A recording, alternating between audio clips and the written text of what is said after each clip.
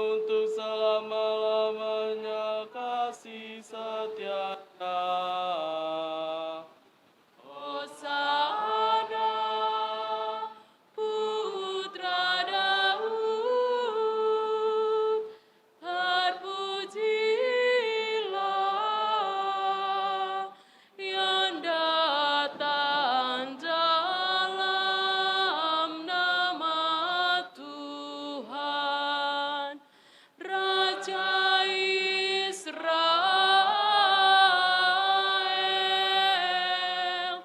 Hosana, sembah sujud. Batu yang dibuang oleh tukang bangunan telah menjadi batu penjuru. Hosana, Putra Daud, terpujilah yang datang dalam nama Tuhan, Raja Israel.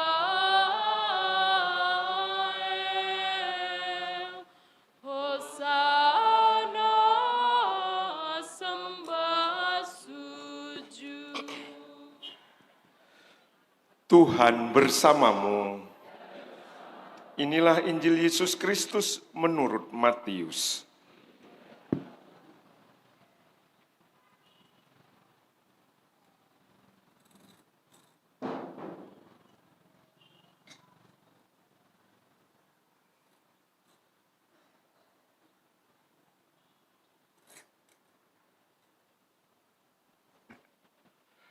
Dalam perjalanannya ke Yerusalem, ketika Yesus dan murid-muridnya telah dekat Yerusalem dan tiba di Betfage yang terletak di Bukit Zaitun, Yesus menyuruh 2 orang muridnya dengan pesan, "Pergilah ke desa di depanmu itu. Di situ kamu akan segera menemukan seekor keledai betina tertambat, dan anaknya ada di dekatnya. Lepaskanlah kedua keledai itu dan bawalah kepadaku. Jika ada orang yang menegur kamu, katakanlah, Tuhan memerlukannya. Ia akan segera mengembalikannya." Hal itu terjadi supaya digenapi firman yang disampaikan melalui nabi. "Katakanlah kepada putri Sion, lihat rajamu datang kepadamu.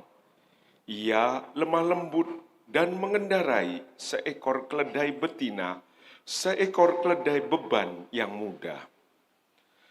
Lalu pergilah kedua murid itu dan berbuat seperti yang ditugaskan Yesus kepada mereka. Mereka membawa keledai betina itu bersama anaknya, lalu mengalasinya dengan pakaian mereka, dan Yesus pun duduk di atasnya. Orang banyak yang sangat besar jumlahnya menghamparkan pakaiannya di jalan. Ada pula yang memotong ranting-ranting dari pohon-pohon itu, menyebarkannya di jalan. Orang banyak yang berjalan di depan Yesus dan yang mengikuti dia dari belakang berseru, "Hosana bagi Putra Daud. Terpujilah dia yang datang dalam nama Tuhan. Hosana di tempat yang maha tinggi." Ketika Yesus masuk ke Yerusalem, gemparlah seluruh kota itu dan orang berkata, "Siapakah orang ini?" Orang banyak itu menyahut, "Inilah Nabi Yesus dari Nazaret di Galilea." Demikianlah sabda Tuhan.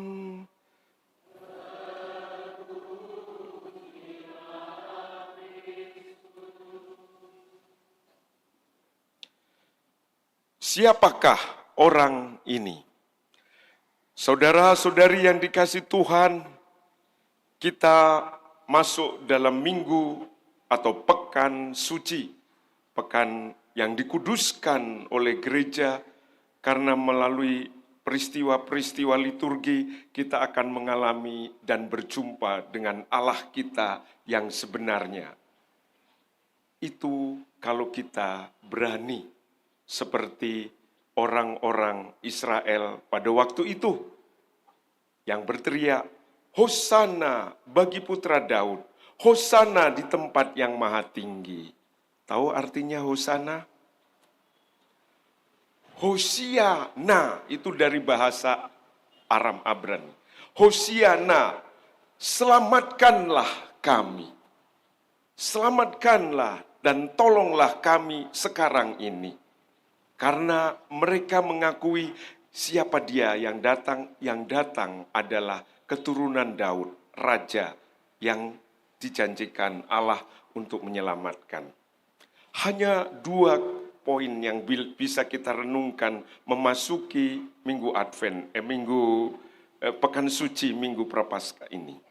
Yaitu berani berteriak Hosiana, Hosana Tuhan, mengakui iman bahwa yang kita akan iringi adalah Raja. Raja yang seperti apa? Raja yang memasuki Yerusalem, yaitu kota suci. Kota di mana Allah menggenapi janjinya. Dan ini bisa terjadi kalau kita membiarkan diri kita menjadi kota suci, kota perjumpaan antara Allah dengan manusia yang mengatakan, selamatkanlah kami. Dia datang dengan kerendahan hati. Dan kerendahan hati itu disimbolkan dengan naik keledai. Hanya mereka yang rendah hati mau, bisa, dan mampu berteriak, selamatkanlah kami Tuhan. Kerendahan hati kunci untuk memasuki masa pekan yang suci ini. Mari kita mengiringi Raja kita dengan menyanyikan dan berteriak sukacita bahwa kita berjumpa dengan Sang Juru Selamat yang kita dambakan dalam hidup ini. Dan biarkanlah Yerusalem pribadi, Yerusalem rohani, yaitu hidup kita sehari-hari menjadi tempat di mana Yesus menggenapi misinya. Kita akan memasuki bait Allah dengan perarakan, dimulai dari para misdinar, nanti lektor, dan juga pemazmur, lalu yang membacakan pasio, nanti baru kemudian prodiakon dan suster, lalu romo, diikuti kur, lalu umat sekalian. Mari kita memulai perarakan kita.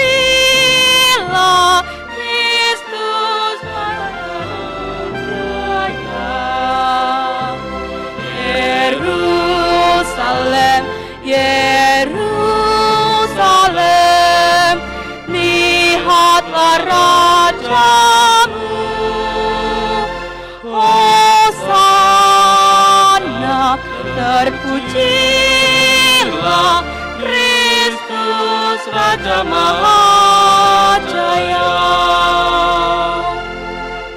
Lihatlah Kristus Tuhanmu, Dialah penebusmu. Duka hati terhibur, bina celah terlebur. Lihatlah Kristus Tuhanmu, Dialah penebusmu. Duka hati terhibur, terlebur, maka lekaslah bersyukur karena namanya. Yerusalem, Yerusalem, lihatlah rajamu. Hosana, terpujilah Yesus umat manusia. Yerusalem, Yerusalem, lihatlah rajamu. Hosana, terpujilah penebus umat manusia. Di akhir dunia nanti Kristus Raja abadi, hadirlah yang dinanti, wajah bumi berganti. Dan di akhir dunia nanti Kristus Raja abadi, hadirlah yang dinanti, wajah bumi berganti. Seluruh alam bernyanyi, bermada baginya. Yerusalem, Yerusalem, lihatlah rajamu. Hosana, terpujilah Kristus pembaharu dunia. Yerusalem, Yerusalem, lihatlah rajamu. Hosana, terpujilah Kristus pembaharu dunia.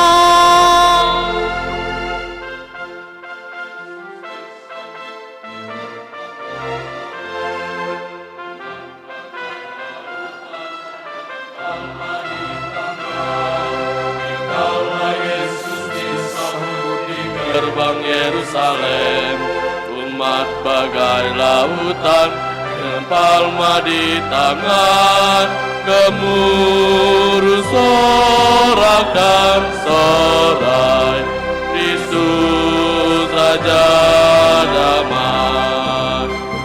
Yerusalem, Yerusalem, lihatlah rajamu.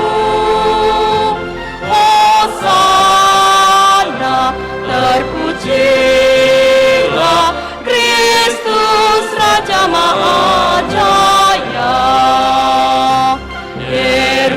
Yerusalem, Yerusalem,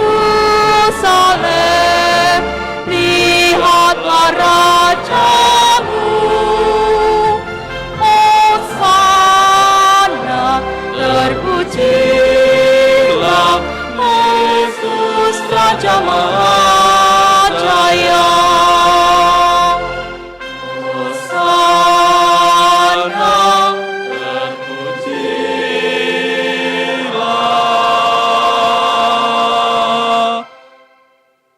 Kristus pembaharu dunia. Marilah berdoa. Intensi misa kita pagi hari ini untuk kebahagiaan abadi. Teresia Fatima Usman, Redemptus Sugiarto Wibowo, David Johan Suciadi, Sofia Anita, Rudi Wibowo, dan Yuti Wibowo. Allah Bapa yang Maha Pengasih, dalam diri Yesus Kristus Putramu, Engkau telah hadir di tengah-tengah kami sebagai orang yang dihina dan dianiaya. Kami mohon, bukalah hati kami untuk memahami misteri penderitaan putramu itu, serta jadikanlah kami bersedia mengikuti jejaknya sambil memanggul salib kami sendiri.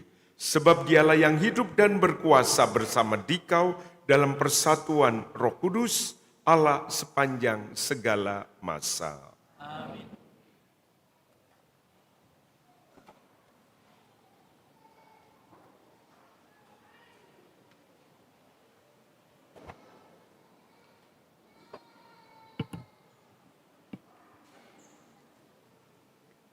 Bacaan dari kitab Yesaya.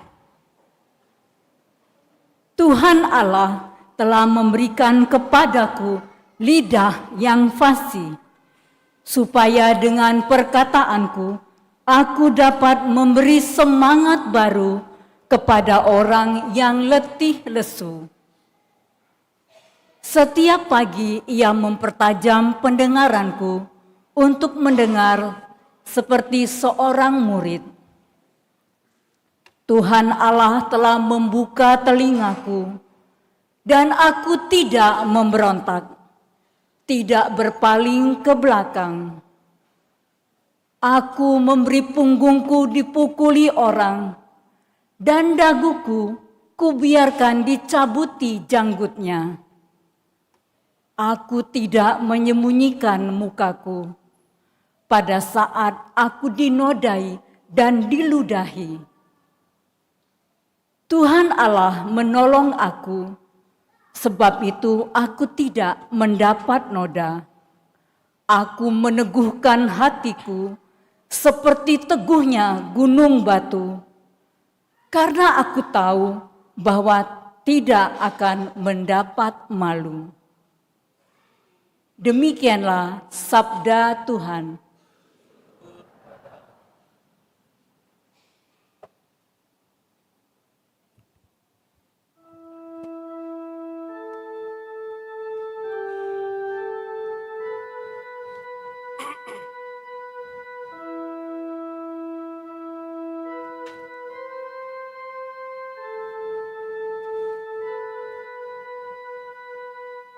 Allahku, ya Allahku, mengapa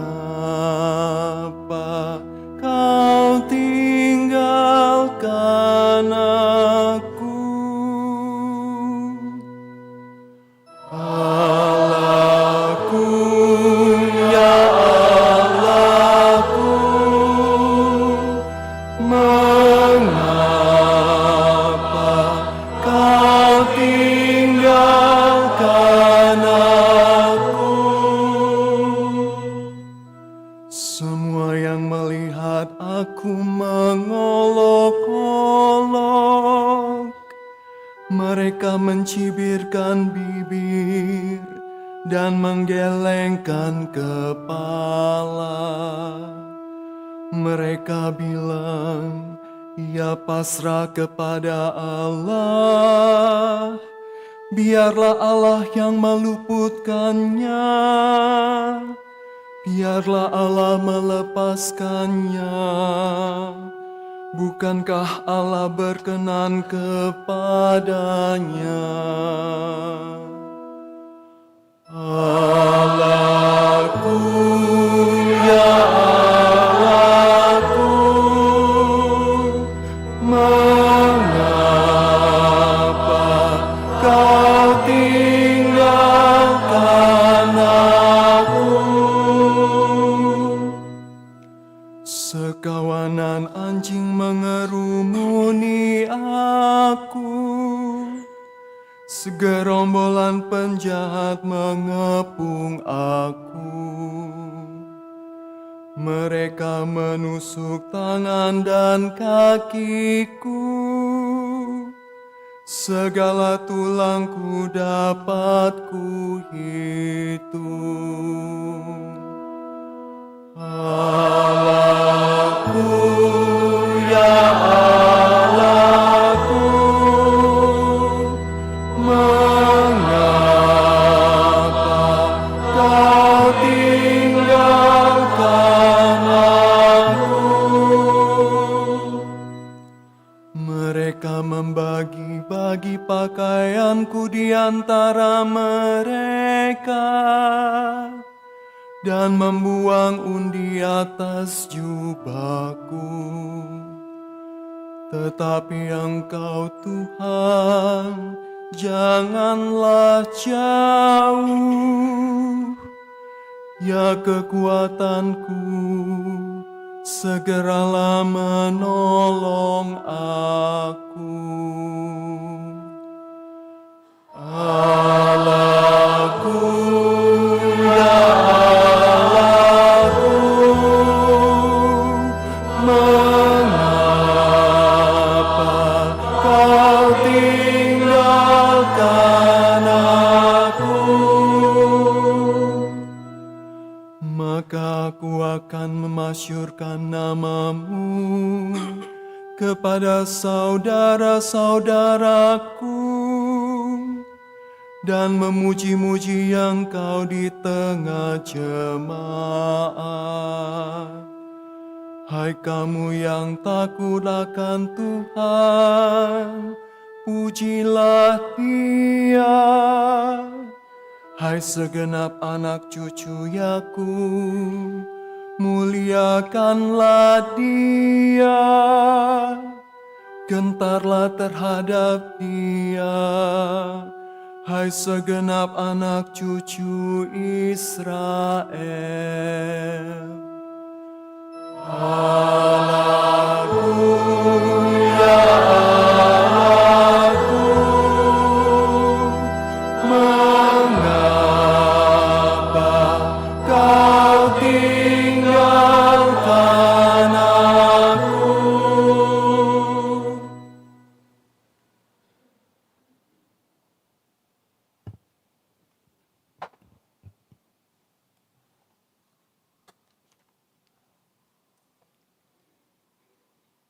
Bacaan dari surat Rasul Paulus kepada jemaat di Filipi. Saudara-saudara, walaupun dalam rupa Allah, Kristus Yesus tidak menganggap kesetaraan dengan Allah itu sebagai milik yang harus dipertahankan. Sebaliknya, Ia telah mengosongkan diri dan mengambil rupa seorang hamba dan menjadi sama dengan manusia. Dan dalam keadaan sebagai manusia, Ia telah merendahkan dirinya dan taat sampai mati, bahkan sampai mati di kayu salib. Itulah sebabnya Allah sangat meninggikan Dia dan menganugerahinya nama di atas segala nama, supaya dalam nama Yesus bertekuk lututlah segala yang ada di langit, yang ada di atas dan di bawah bumi. Dan bagi kemuliaan Allah Bapa, segala lidah mengaku Yesus Kristus adalah Tuhan. Demikianlah sabda Tuhan.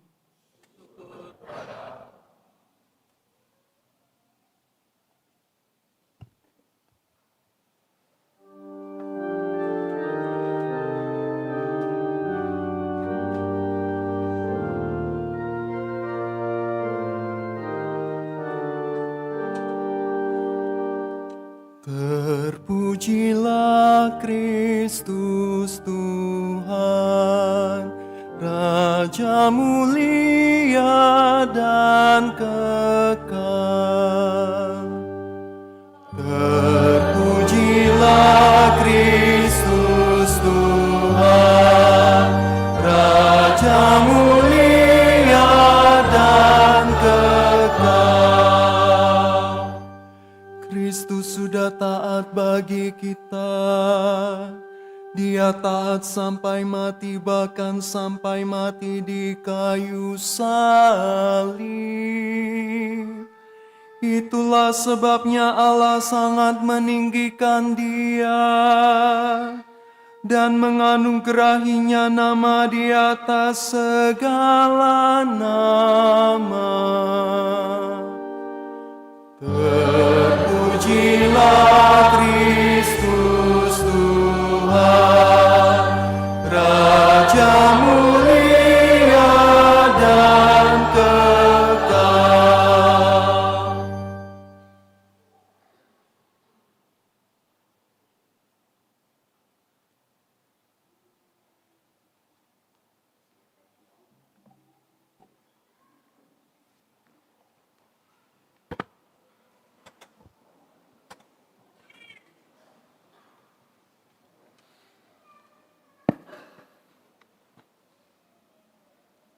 Inilah kisah sengsara Tuhan kita Yesus Kristus menurut Matius. Sekali peristiwa, pergilah seorang dari ke-12 murid Yesus, yaitu Yudas Iskariot, kepada imam-imam kepala. Ia berkata kepada mereka, Apa yang hendak kamu berikan kepadaku, supaya aku menyerahkan dia kepada kamu? Mereka membayar 30 uang perak kepadanya. Dan mulai saat itu, Yudas mencari kesempatan yang baik untuk menyerahkan Yesus. Pada hari pertama, pada hari raya roti tak beragi, datanglah murid-murid Yesus kepadanya dan berkata, Di manakah engkau kehendaki kami mempersiapkan perjamuan Paskah bagimu? Jawab Yesus, Pergilah ke kota kepada si Anu dan katakan kepadanya, beginilah pesan guru. Waktuku hampir tiba, di dalam rumahmu lah aku mau merayakan Paskah bersama-sama dengan murid-muridku. Lalu murid-murid melakukan seperti apa yang ditugaskan Yesus kepada mereka dan mempersiapkan Paskah. Setelah hari malam, Yesus duduk makan bersama dengan ke-12 murid itu. Dan ketika mereka sedang makan, ia berkata, Aku berkata kepadamu, sesungguhnya seorang di antara kamu akan menyerahkan aku. Dan dengan hati yang sangat sedih, berkatalah mereka seorang demi seorang kepadanya. Bukan aku ya Tuhan. Yesus menjawab, Dia yang bersama-sama dengan aku mencelupkan tangannya ke dalam pinggan ini, dialah yang akan menyerahkan aku. Anak manusia memang akan pergi sesuai dengan ada tertulis tentang dia. Tetapi celakalah orang yang olehnya anak manusia itu diserahkan. Adalah lebih baik bagi orang itu sekiranya ia tidak dilahirkan. Yudas yang hendak menyerahkan Yesus itu menyahut, Bukan aku ya Rabi. kata Yesus kepadanya. Engkau telah mengatakannya. Ketika mereka sedang makan, Yesus mengambil roti, mengucap berkat, memecah-mecahkannya, lalu memberikannya kepada para muridnya, seraya berkata, Ambillah dan makanlah, inilah tubuhku. Sesudah itu, ia mengambil cawan, mengucap syukur, lalu memberikannya kepada mereka, seraya berkata, Minumlah kamu semua dari cawan ini, sebab inilah darahku, darah perjanjian, yang ditumpahkan bagi banyak orang untuk pengampunan dosa. Aku berkata kepadamu, mulai saat ini, aku tidak akan minum lagi hasil pokok anggur ini, sampai pada hari aku meminumnya yang baru, bersama-sama dengan kamu, dalam kerajaan Bapa-Ku. Sesudah menyanyikan lagu pujian, pergilah Yesus dan murid-muridnya ke Bukit Zaitun. Maka berkatalah Yesus kepada mereka, Malam ini, kamu semua akan tergoncang imanmu karena aku. Sebab ada tertulis, Aku akan membunuh gembala, dan kawanan domba akan tercerai-berai. Akan tetapi sesudah bangkit, aku akan mendahului kamu ke Galilea. Petrus menjawab, Biarpun mereka semua tergoncang imannya karena engkau, aku sekali-kali tidak. Yesus berkata kepadanya, Aku berkata kepadamu, sesungguhnya malam ini, sebelum ayam berkokok, engkau telah menyangkal aku 3 kali. Kata Petrus kepadanya, Sekalipun harus mati bersama-sama engkau, aku takkan menyangkal engkau. semua murid yang lain pun berkata demikian juga. Maka sampailah Yesus bersama murid-muridnya ke suatu tempat yang bernama Getsemani. Lalu Yesus berkata kepada murid-muridnya, Duduklah di sini, sementara aku pergi ke sana untuk berdoa. Yesus membawa Petrus dan kedua anak Zebedeus sertanya. Maka mulailah ia merasa sedih dan gentar. Lalu katanya kepada mereka, Hatiku sangat sedih, seperti mau mati rasanya. Tinggallah di sini dan berjaga-jagalah bersama aku.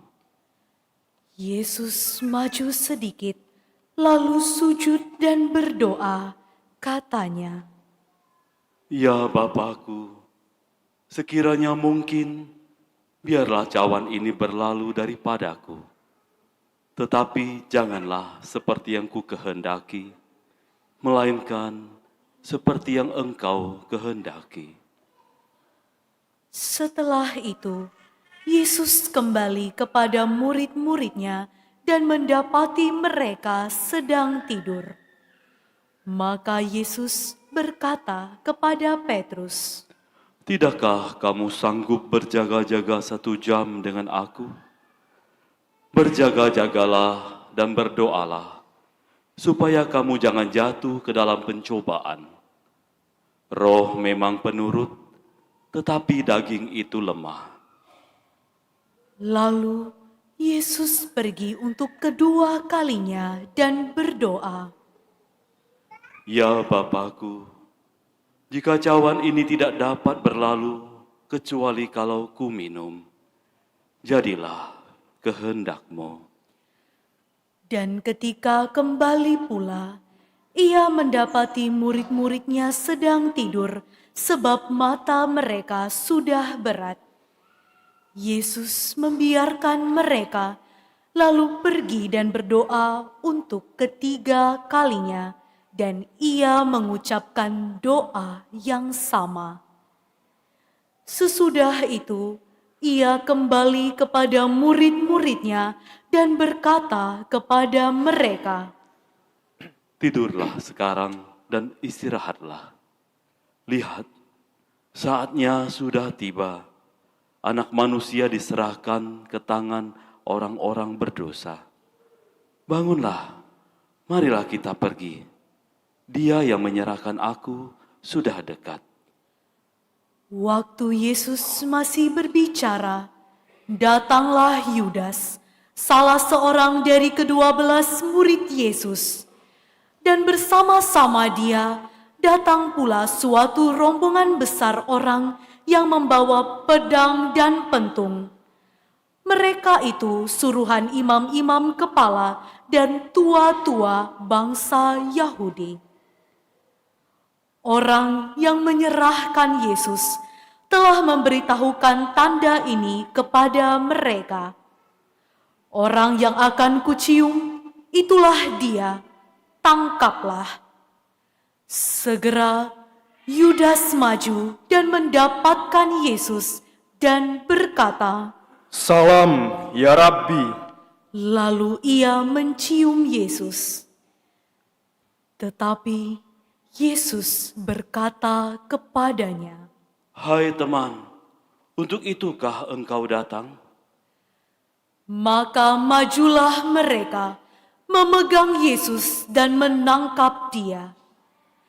Tetapi salah seorang dari mereka yang menyertai Yesus mengulurkan tangan, menghunus pedang dan menetakkannya kepada hamba imam agung sehingga putuslah telinganya. Maka kata Yesus kepadanya, "Masukkan pedang itu kembali ke dalam sarungnya. Sebab barang siapa menggunakan pedang, ia akan binasa oleh pedang. Atau kau sangka aku tidak dapat berseru kepada Bapakku, supaya ia segera mengirim lebih dari 12 pasukan malaikat untuk membantu aku? Tetapi kalau begitu, bagaimanakah akan digenapi yang tertulis dalam kitab suci yang mengatakan bahwa harus terjadi demikian?" Lalu Yesus berkata kepada orang banyak itu, "Sangkamu aku ini penyamun, sehingga kamu datang lengkap dengan pedang dan pentung untuk menangkap aku. Padahal tiap-tiap hari aku duduk mengajar di bait Allah dan kamu tidak menangkap aku." Akan tetapi, semua ini terjadi supaya genaplah apa yang tertulis dalam kitab nabi-nabi. Lalu semua murid meninggalkan Yesus dan melarikan diri. Sesudah menangkap Yesus, mereka membawanya menghadap Kayafas, imam agung. Di situ telah berkumpul ahli-ahli Taurat dan kaum tua-tua. Petrus mengikuti Yesus dari jauh sampai masuk ke halaman rumah imam agung. Setelah masuk ke dalam, ia duduk di antara pengawal-pengawal untuk melihat kesudahan dan perkara itu. Imam-imam kepala, malah seluruh mahkamah agama mencari kesaksian palsu terhadap Yesus, supaya ia dapat dihukum mati. Tetapi mereka tidak memperolehnya walaupun tampil banyak saksi dusta. Akhirnya tampillah 2 orang yang mengatakan, Orang ini berkata, "Aku dapat merobohkan bait Allah dan membangunnya kembali dalam 3 hari." Lalu Imam Agung itu berdiri dan berkata kepada Yesus, Tidakkah engkau memberi jawab atas tuduhan saksi-saksi ini terhadap engkau? tetapi Yesus tetap diam. Lalu kata Imam Agung kepadanya, Demi Allah yang hidup, katakanlah kepada kami, apakah engkau Mesias anak Allah atau bukan? jawab Yesus, "Engkau telah mengatakannya. Aku berkata kepadamu, mulai sekarang kamu akan melihat Anak Manusia duduk di sebelah kanan Yang Maha Kuasa dan datang di atas awan-awan di langit." Maka Imam Agung mengoyakkan pakaiannya dan berkata, Ia menghujat Allah. Untuk apa kita mencari saksi lagi? Sekarang telah kamu dengar hujatnya. Bagaimana pendapatmu? mereka menjawab, Ia harus dihukum mati. lalu mereka meludahi wajah Yesus dan meninjunya. Orang-orang lain memukul dia dan berkata, Cobalah katakan kepada kami, hai Mesias, siapakah yang memukul engkau? sementara itu Petrus duduk di luar di halaman. Maka datanglah seorang hamba perempuan kepadanya dan berkata, "Engkau juga selalu bersama-sama dengan Yesus, orang Galilea itu." Tetapi Petrus menyangkalnya di depan semua orang, katanya, Aku tidak tahu apa yang engkau maksud. ketika Petrus pergi ke pintu gerbang, seorang perempuan lain melihat dia dan berkata kepada orang-orang yang ada di situ, "Orang ini bersama-sama dengan Yesus, orang Nazaret itu." Dan Petrus menyangkal pula dengan bersumpah, "Aku tidak kenal orang itu." Tidak lama kemudian, orang-orang yang ada di situ datang kepada Petrus dan berkata, "Pasti engkau pun salah seorang dari mereka. Ini jelas dari bahasamu." Maka mulailah Petrus mengutuk dan bersumpah. "Aku tidak kenal orang itu." Dan pada saat itu berkokoklah ayam.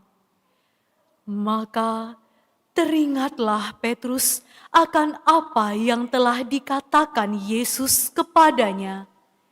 "Sebelum ayam berkokok, engkau telah menyangkal aku 3 kali." Lalu ia pergi keluar dan menangis dengan sedih.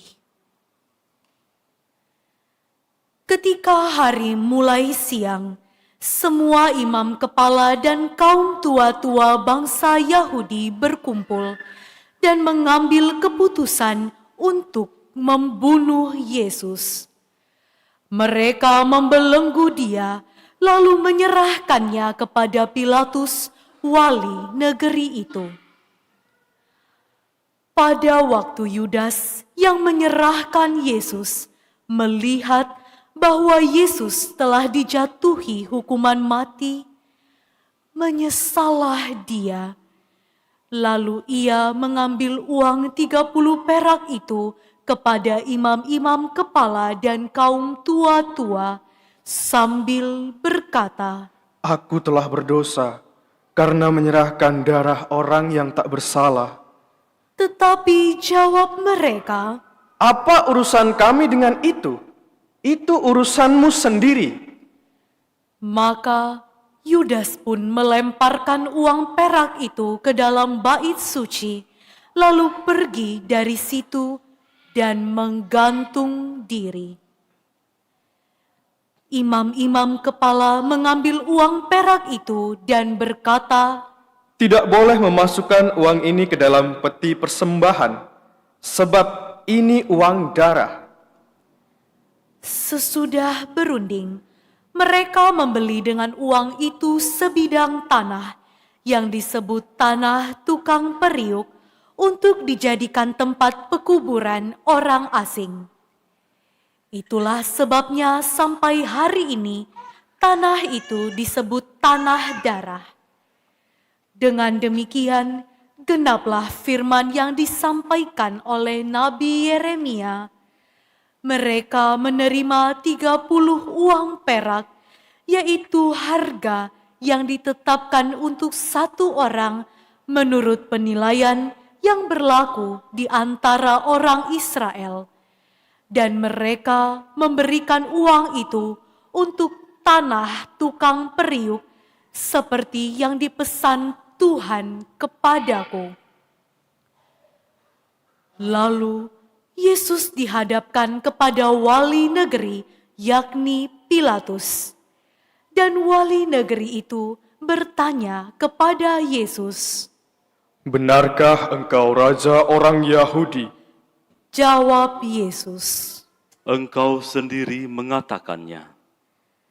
tetapi atas tuduhan yang diajukan oleh imam-imam kepala dan kaum tua-tua terhadap dirinya, Yesus tidak memberi jawab apapun. Maka kata Pilatus kepadanya, "Tidakkah engkau dengar betapa banyak tuduhan saksi-saksi ini terhadap engkau?" Tetapi Yesus tidak menjawab sepatah kata pun, sehingga wali negeri itu sangat heran.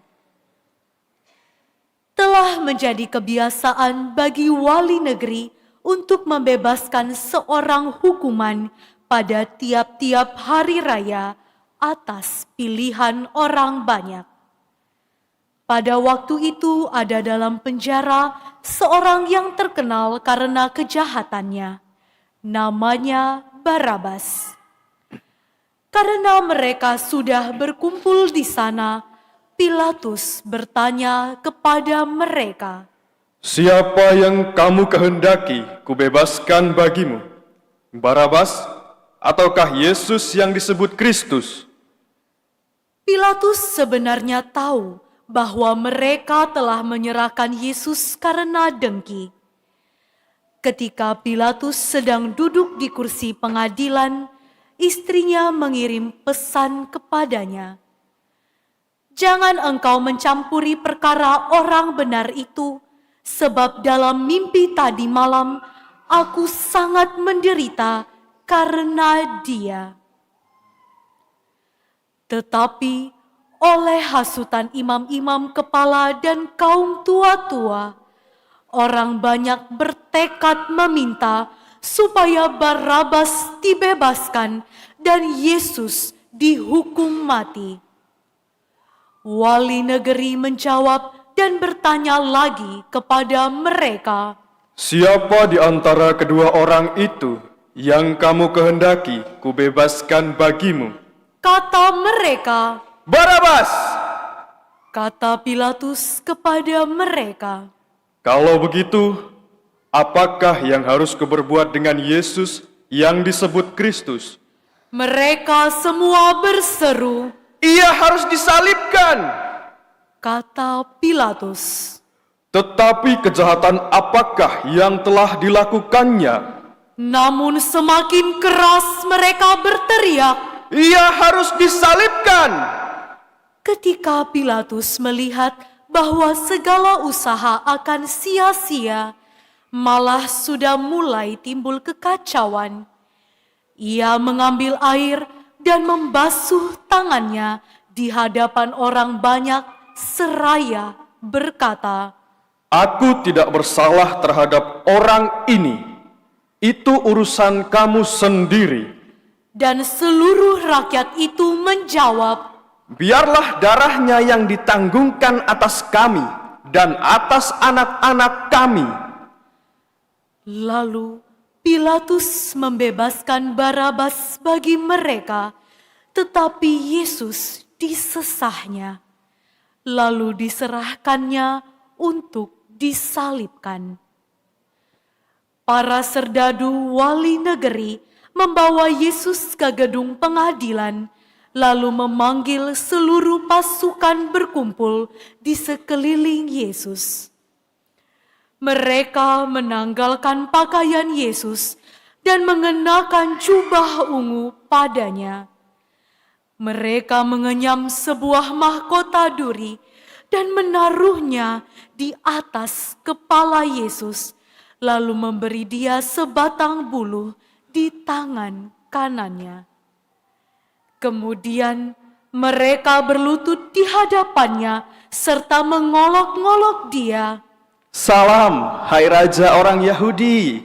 Mereka meludahinya, lalu mengambil buluh itu, lalu memukulkannya ke kepalanya.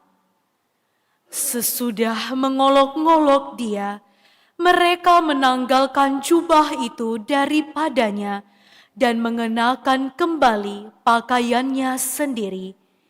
Kemudian mereka membawa Yesus keluar untuk disalibkan. Ketika berjalan keluar kota, mereka berjumpa dengan seorang dari Kirene yang bernama Simon. Orang itu mereka paksa untuk memikul salib Yesus.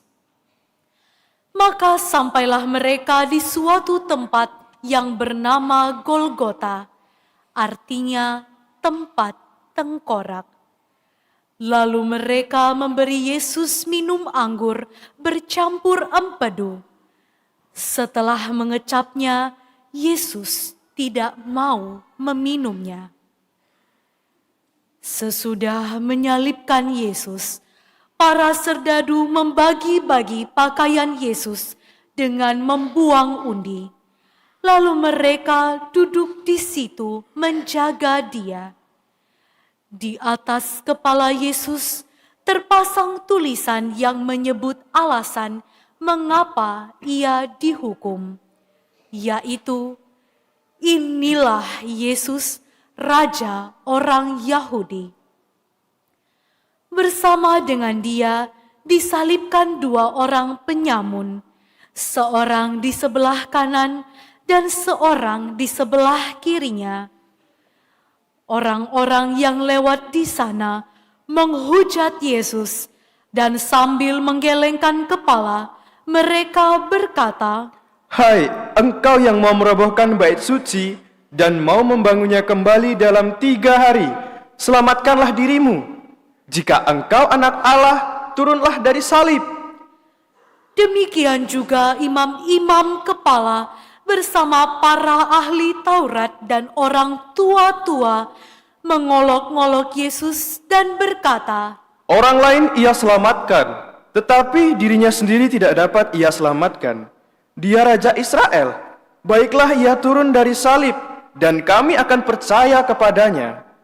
Ia menaruh harapannya pada Allah, biarlah Allah menyelamatkan dia, jikalau Allah berkenan kepadanya. Karena ia telah berkata, Aku adalah anak Allah. bahkan penyamun-penyamun yang disalibkan bersama dengan Yesus mencelanya demikian juga. Mulai dari jam 12, kegelapan meliputi seluruh daerah itu sampai jam 3. Kira-kira jam 3, berserulah Yesus dengan suara nyaring, Eli, Eli, lama sabachthani. artinya, Allahku, ya Allahku, mengapa Engkau meninggalkan aku? Mendengar itu, beberapa orang yang berdiri di situ berkata, Ia memanggil Elia. dan segera mendekatlah seorang dari mereka. Ia mengambil bunga karang, mencelupkannya ke dalam anggur asam, lalu mencucukkannya pada sebatang buluh dan memberi Yesus minum.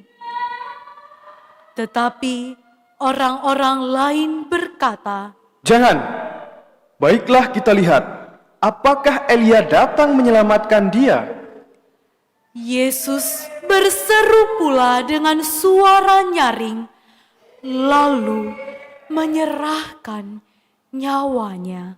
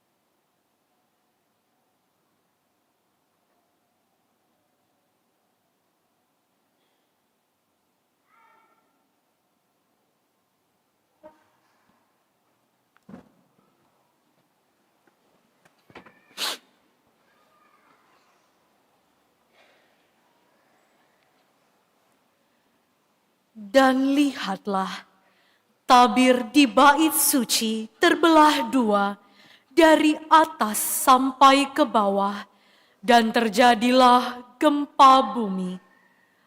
Bukit-bukit batu terbelah, kubur-kubur terbuka, dan banyak orang kudus yang telah meninggal bangkit.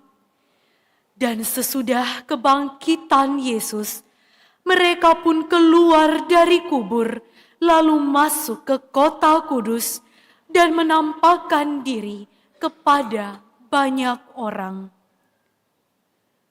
Ketika menyaksikan gempa bumi dan apa yang telah terjadi, kepala pasukan dan para prajurit yang menjaga Yesus berkata, Sungguh, orang ini adalah anak Allah.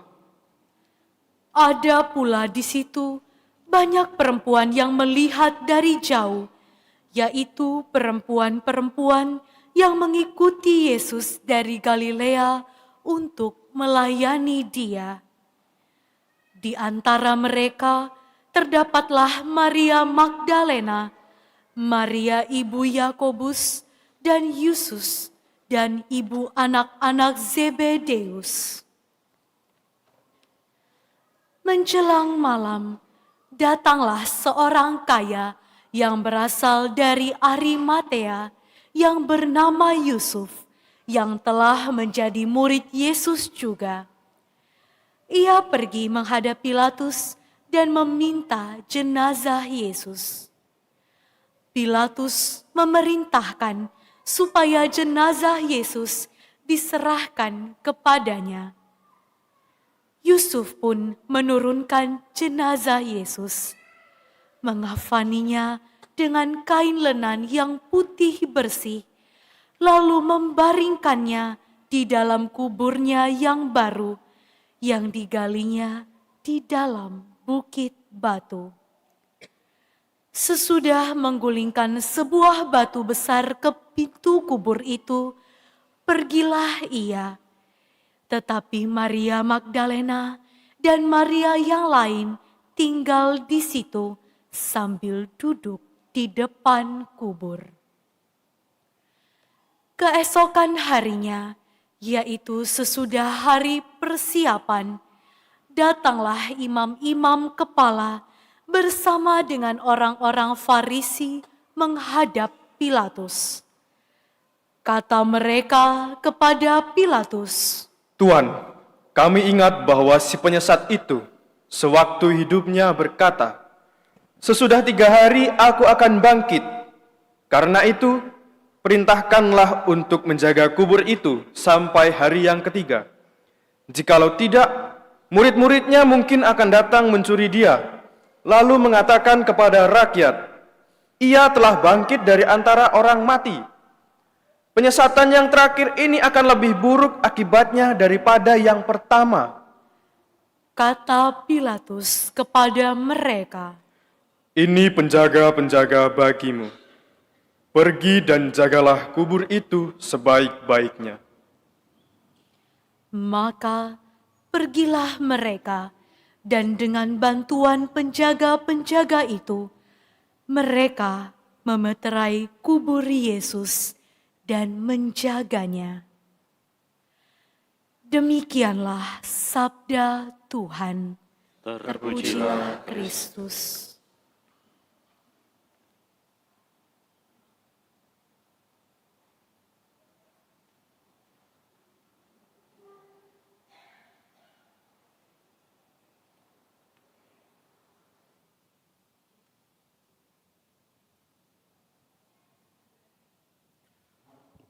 Bapak, Ibu, Saudara-saudari yang dikasihi Tuhan, pagi-pagi begitu saya bangun, saya menerima banyak ucapan doa, ucapan untuk bisa memasuki Minggu Suci.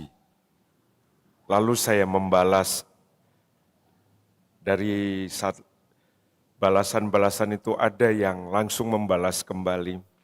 Bagaimana Romo untuk bisa memasuki Minggu Suci? Apa yang harus saya lakukan dalam minggu atau pekan suci ini? Kira-kira ada yang pernah tanya enggak bagaimana dan apa yang mesti kita lakukan untuk bisa mengalami minggu yang sungguh-sungguh istimewa, minggu yang sungguh-sungguh kudus ini? Kalau belum, berarti kita sudah melangkah tapi belum tahu mau kemana tujuannya. Ya.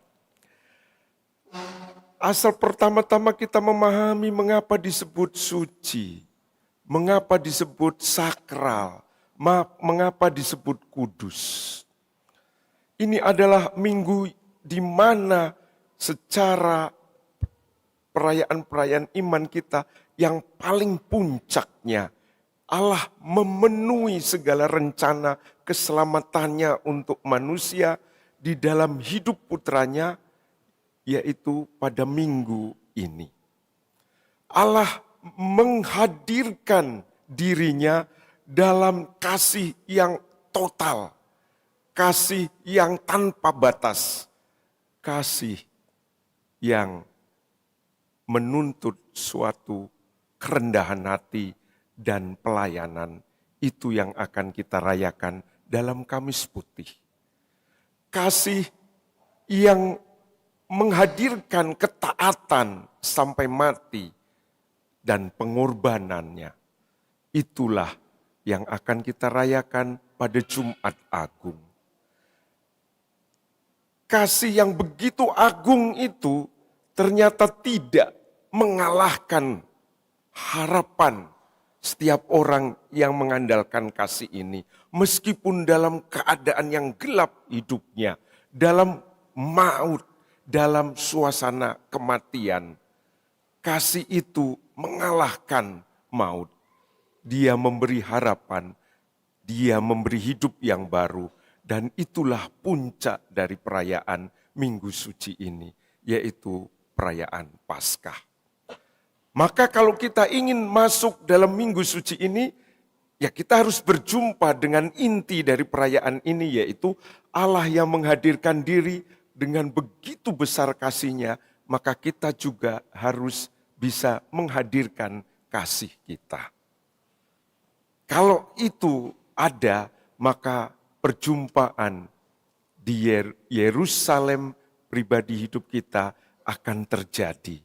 Maka teriakan kita, Hosana, Hosiana, sebagai wujud kerendahan hati kita, memang saya membutuh Sang Penyelamat, saya butuh Allah, Allah yang datang bukan sebagai suatu panglima perang yang menakutkan, tapi Allah yang datang dengan kerendahan hati, menunggang keledai, simbol kerendahan yang mendalam. Itulah Allah kita. Nah, kerendahan hati dan kasih kunci untuk bisa mengalami perjumpaan Tuhan dalam Minggu Suci ini. Mari kita memasuki Minggu Suci ini dengan mohon rahmat ini, sehingga nanti kita akan mengalami suatu kemuliaan Allah dalam peristiwa Paskah. Tuhan memberkati.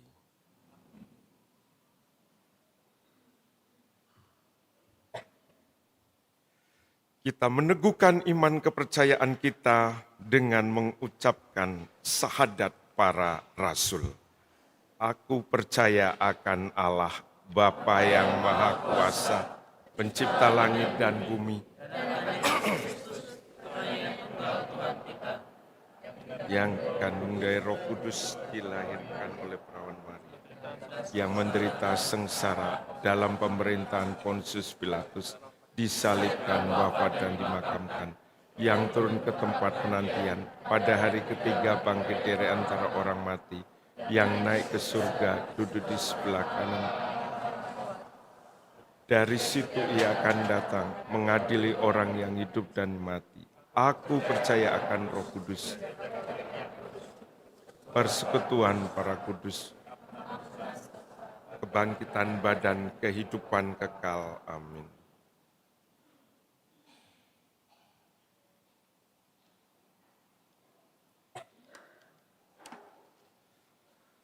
Bersama Yesus yang taat sampai wafat, tetapi dijunjung tinggi oleh Bapanya, marilah kita menghadap Bapa dan berdoa.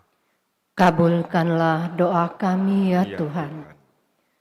Bagi gereja yang menderita, ya Bapa yang Maha Kuasa, tabahkanlah mereka yang menderita, dihina, difitnah, karena imannya, agar mereka tetap berpengharapan bahwa sesudah cobaan akan datang pembebasan.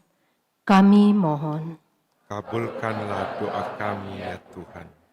Bagi para pemimpin masyarakat, ya Bapa yang Maha Kuasa, dampingilah para pemimpin masyarakat agar dengan tabah tetap memperjuangkan kesejahteraan umum dan tidak tergoda untuk mementingkan kepentingan diri sendiri. Kami mohon. Kabulkanlah doa kami ya Tuhan. Bagi sanak saudara yang menderita, ya Bapa yang penuh kasih, berkatilah dan dampingilah saudara-saudari kami yang sedang mengalami penderitaan, agar dengan rela dan penuh iman mempersatukan penderitaannya dengan penderitaan Kristus demi keselamatan sesama.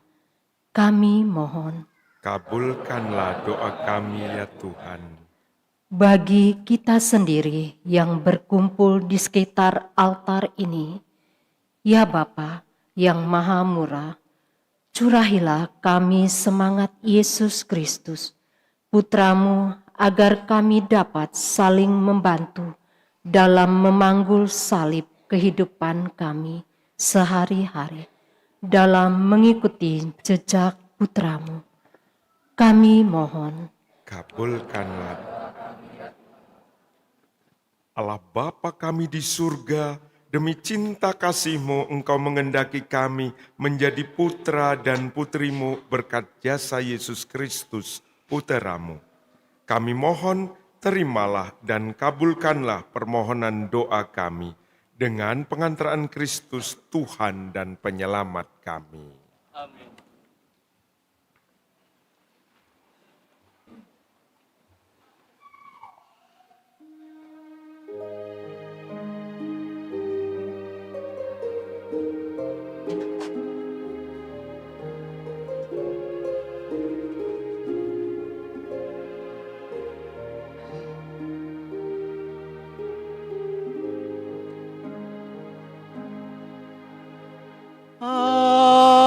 Ambillah dan terimalah seluruh kemerdekaanku, ingatanku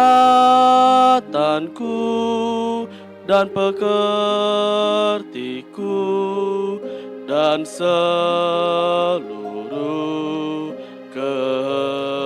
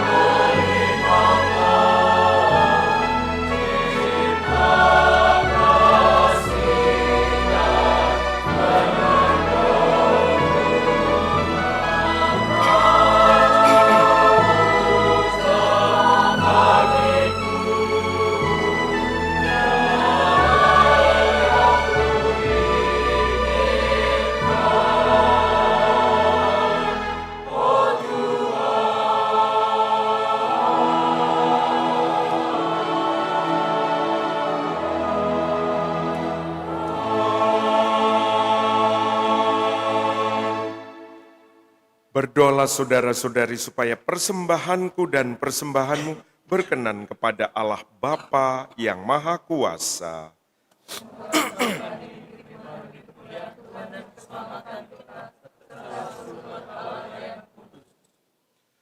Ya Allah, semoga oleh penderitaan putra tunggalmu, pendamaianmu dengan kami semakin mendekat. Kami tidak mampu mencapainya dengan usaha kami sendiri, namun kami sudah merasakannya berkat kurban yang penuh daya ini dan karena belas kasih-Mu. Dengan pengantaraan Kristus, Tuhan dan Penyelamat kami. Tuhan bersamamu.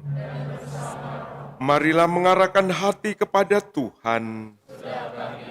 Marilah bersyukur kepada Tuhan Allah kita. Sungguh pantas dan benar, layak dan menyelamatkan bahwa kami selalu dan dimanapun bersyukur kepadamu Tuhan, Bapa yang kudus, Allah yang maha kuasa dan kekal. Sebab melalui sengsara putramu yang menyelamatkan, seluruh dunia menjadi sadar untuk mengakui keagunganmu. Karena dengan kekuatan salib yang tak terperikan, nyatalah pengadilan atas dunia dan tampaklah kekuasaan Dia yang disalibkan. Maka Tuhan bersama para malaikat dan semua orang kudus, kami dengan sukacita memuliakan Dikau sambil bernyanyi.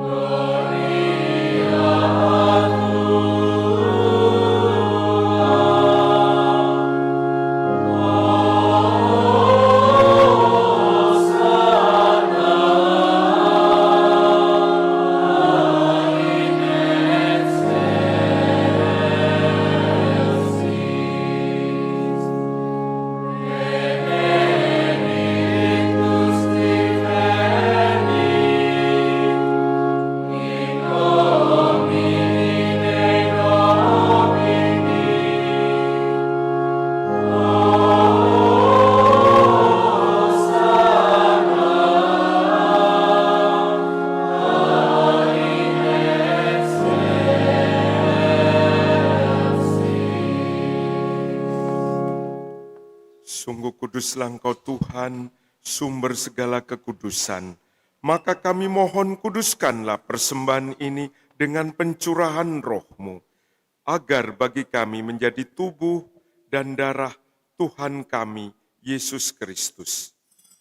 Ketika Dia diserahkan untuk menanggung sengsara dengan rela, Dia mengambil roti dan sambil mengucap syukur, Dia memecah-mecahkan, lalu memberikannya kepada murid-muridnya seraya berkata, "Terimalah dan makanlah kamu semua, inilah tubuhku yang diserahkan bagimu."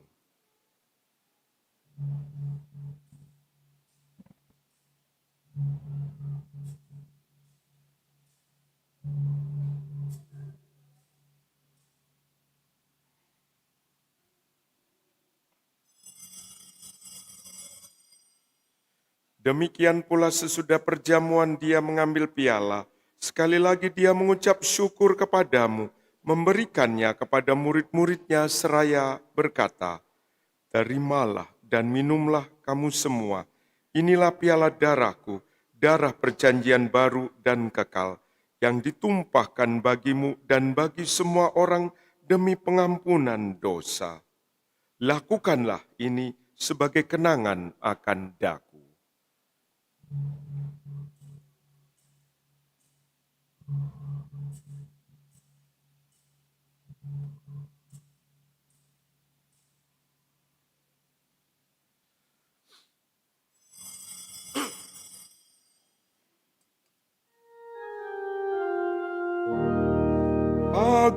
misteri iman kita.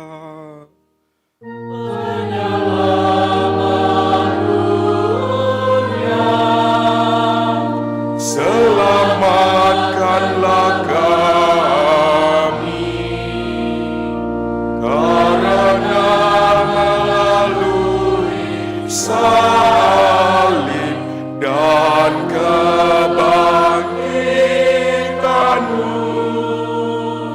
Engkau telah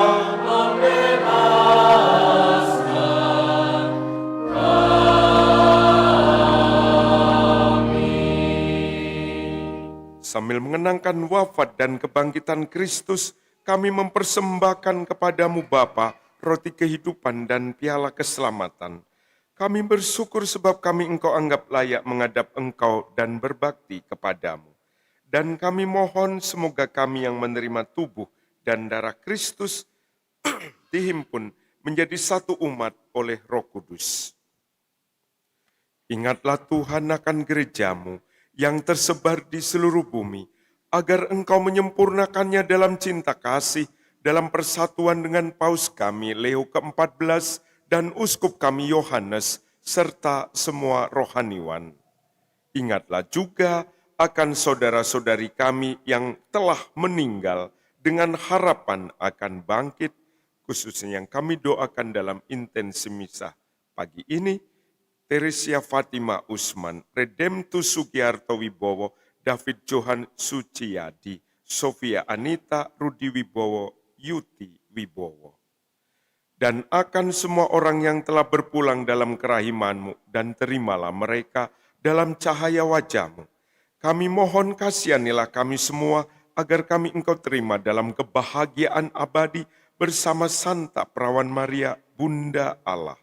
Santo Yosef mempelainya, para rasul dan semua orang kudus sepanjang masa yang hidupnya berkenan padamu. Semoga kami pun Engkau perkenankan turut serta memuji dan memuliakan Dikau dengan pengantaran Yesus Kristus Puteramu. Dengan pengantaran Dia, bersama Dia dan dalam Dia, bagimu Allah Bapa yang Maha Kuasa, dalam persekutuan dengan Roh Kudus, segala hormat dan kemuliaan sepanjang segala masa. Mari kita menyanyikan doa yang diajarkan Kristus kepada kita.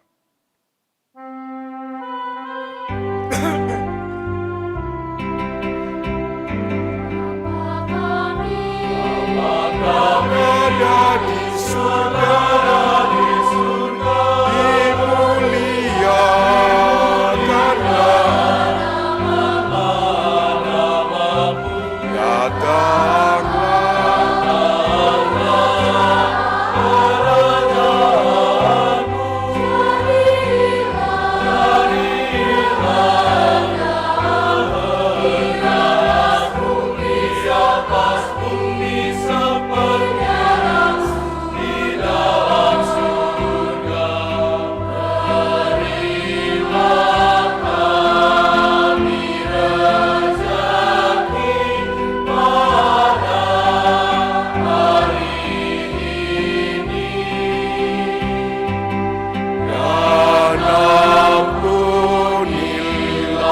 kesalahan kami, seperti kami pun mengampuni yang bersalah kepada kami. Dan janganlah masukkan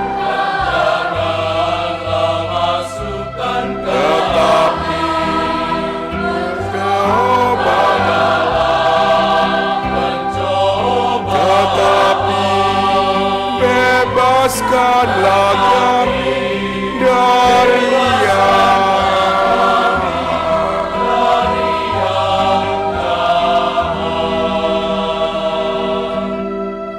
Tuhan, kami mohon bebaskanlah kami dari segala yang jahat. Sudilah memberi damai sepanjang hidup kami, supaya kami yang telah dikuatkan oleh kelimpahan belas kasih-Mu, selalu bebas dari dosa dan dijauhkan dari segala gangguan, sambil menantikan harapan yang membahagiakan dan kedatangan penyelamat kami, Yesus Kristus.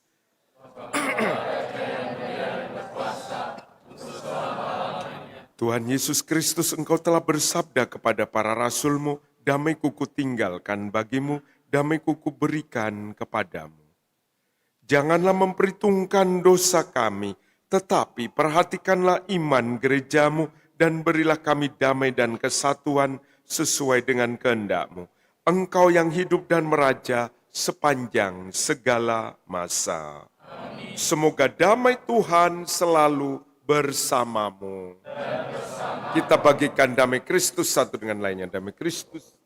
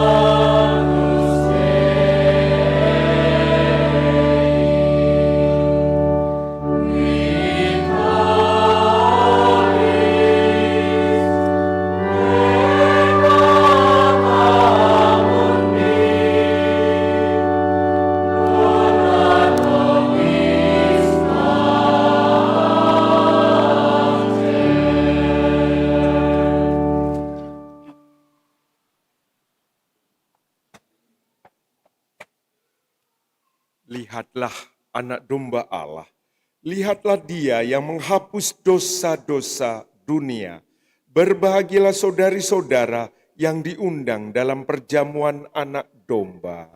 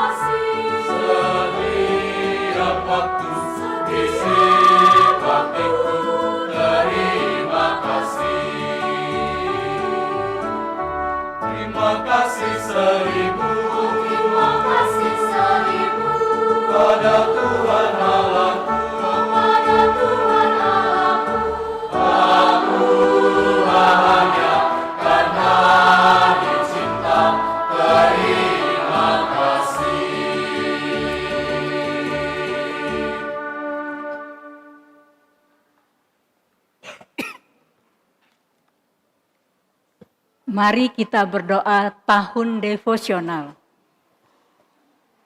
Allah Bapa yang Maha Kasih, Engkaulah sumber hidup dan keselamatan kami. Melalui Yesus Putramu, Engkau berkenan menyelamatkan kami. Dan dalam penyertaan Roh Kudus, Engkau senantiasa membimbing langkah kami.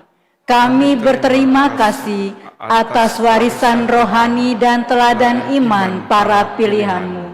Santa Maria Bunda Putramu, Santo Yosef mempelai Maria, para rasul serta para kudus yang menunjukkan jalan kesetiaan dan kasih kepadamu. Melalui hidup mereka, kami belajar untuk mencintai-Mu dan sesama kami dengan tulus. Bimbinglah langkah kami agar tetap teguh dan bijak di tengah godaan dunia, rendah hati dalam pelayanan, serta menjadi garam dan terang bagi sesama. Semoga melalui devosi kami, iman kami semakin kuat dan hidup kami menjadi pujian bagi nama-Mu. Dengan pengantaraan Yesus Kristus Putra-Mu, Tuhan dan Penyelamat kami, kini dan sepanjang masa. Amin. Kemuliaan kepada Bapa dan Putra dan Roh Kudus, seperti pada permulaan, sekarang, dan selalu, dan sepanjang segala abad. Amin. Para kudus Allah, doakanlah kami. Marilah berdoa. Allah Bapa yang Maha Rahim, dengan gembira kami telah menerima Putra-Mu di tengah-tengah kami sebagai santapan rohani bagi kami. Kami mohon, kuatkanlah kami dalam memanggul salib kami masing-masing dan terus mengikuti jejaknya menempuh jalan penderitaan menuju kebangkitan yang mulia. Sebab Dialah yang hidup dan berkuasa sepanjang segala masa.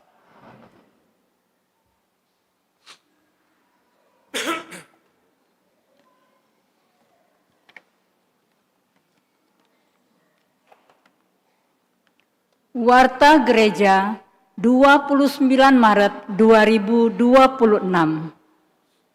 1. Pengumpulan celengan hasil pantang dan puasa APP 2026. Celengan hasil pantang dan puasa APP 2026 dikumpulkan pada perayaan ibadat Jumat Agung 3 April 2026. Pada saat penyembahan salib suci, umat memasukkan persembahan APP ke kotak yang telah disediakan. Tuliskan nama keluarga atau lingkungan, bungkus dengan rapi, boleh menggunakan amplop, kertas, dan bentuk lainnya. 2. Jadwal Misa Trihari Suci. Kamis Putih pukul 18. Jalan Salib Jumat Agung pukul 9 pagi. Ibadat Jumat Agung pertama pukul 11. Ibadat Jumat Agung kedua pukul 15. Misa Vigili Paskah pukul 18. Misa Paskah pukul 9 pagi. 3. Pemilihan calon Dewan Pastoral Paroki Hati Kudus.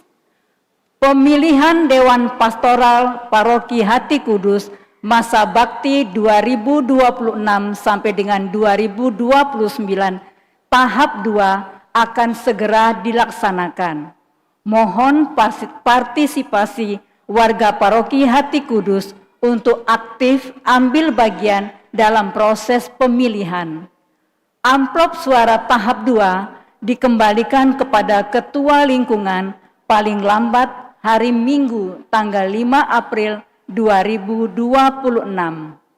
4. Novena Kerahiman Ilahi tanggal 3 April sampai dengan 5 April 2026 pukul 8 selama Hari Suci.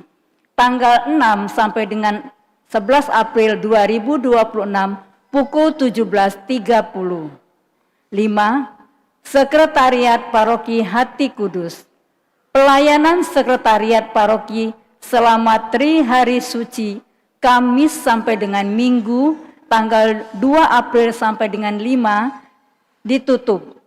Pelayanan dibuka kembali hari Senin 6 April 2026. 6. Pendaftaran organis. Dibuka pendaftaran organis. Pendaftaran silahkan menghubungi Saudara Yosef Fernando. 7. Seksi Kerasulan Keluarga. Akan diadakan enrichment pasutri Love is not a victory march pada hari Minggu tanggal 12 April 2026 bertempat di Aula Lantai 3 pukul 13.30.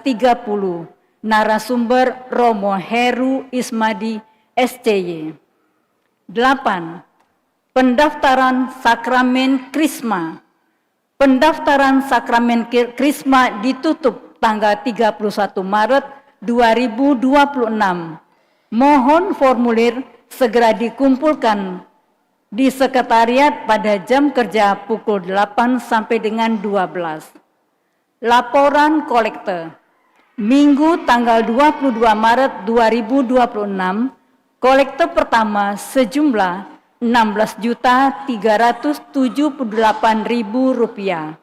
Kolekte kedua sejumlah Rp10.153.000. Terima kasih atas kemurahan hati umat. Demikian warta minggu ini. Mohon tidak meninggalkan sampah di dalam maupun di luar gereja. Tuhan memberkati. Kita mengucapkan terima kasih untuk para petugas liturgi kita pada minggu ini, pagi ini. Prodiakon, suster, tim multimedia kita, petugas tata laksana, misdinar, pembaca pasio, dan juga lektor dan pemazmurnya. Tak lupa juga tim dekor kita dan juga yang sudah menyiapkan daun-daun palma untuk kita semua. Dan ini juga kur orang-orang muda kita. Nama kurnya apa?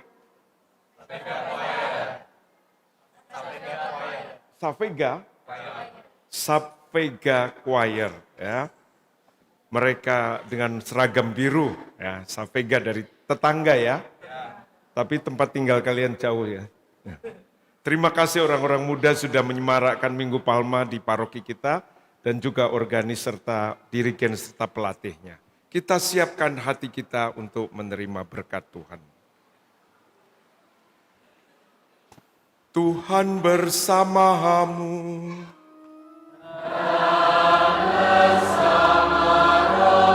Semoga saudara-saudari sekalian selalu dibimbing, dituntun, dan diberkati oleh Allah yang Maha Kuasa, Bapa dan Putera dan Roh Kudus.